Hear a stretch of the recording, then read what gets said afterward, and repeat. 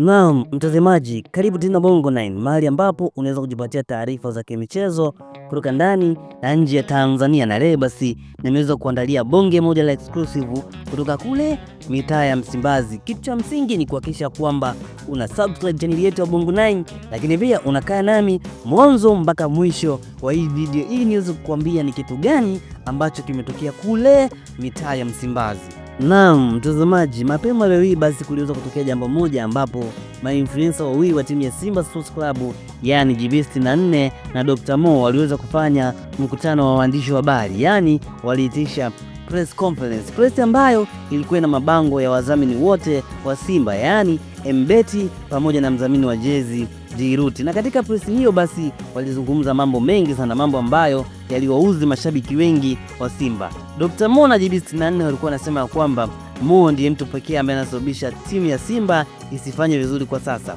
Mo ndiye mtu pekee ambaye anasababisha timu ya Simba haina matokeo mazuri kwa sasa, na walisema ya kwamba Mo ndiye mtu pekee ambaye anafaidika ndani ya Simba na si Simba inafaidika kupitia Mo. Kwa hivyo basi walikuwa wanahitaji Mo aweze kung'atuka katika timu ya Simba ili timu ya Simba iendelee kufaidika.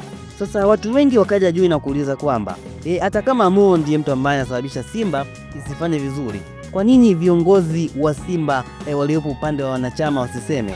Ni kwa nini hawa ndio wamekuja kusema kwamba Mo ndio tatizo? Kwa sababu kama unavyojua protocol za uongozi pale Simba, kuna viongozi ambao wanawakilisha wanachama, lakini pia kuna viongozi wanaowakilisha bodi ya wakurugenzi ambayo inaongozwa na rais wa heshima Mohamed Dewji. Sasa kama kuna changamoto yoyote kwa Mo, kwa nini viongozi ambao wanawakilisha upande wa wanachama wakiongozwa na mwenyekiti wa klabu ya Simba Muntaza Ali Mangungu, kwa nini wao wasije na kusema kwamba Mo ndio tatizo? Ni kwa nini hawa ma celebrity wawili, hawa ma-influencer wawili wa timu ya Simba GB64 na Dr. Mo wanakuja na kusema ya kwamba Mo sio mtu mzuri na Mo ndiye anasababisha timu ya Simba iweze kufanya vibaya?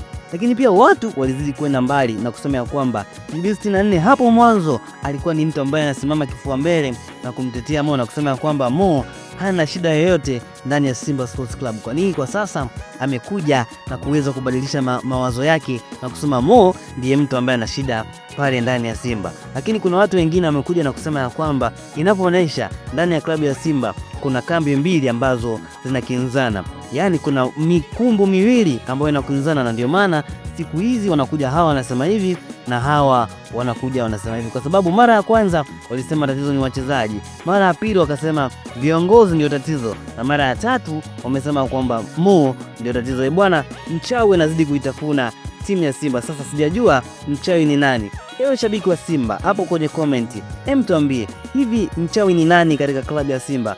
Hivi ni nani ambaye anaifanya klabu ya Simba isifanikiwe?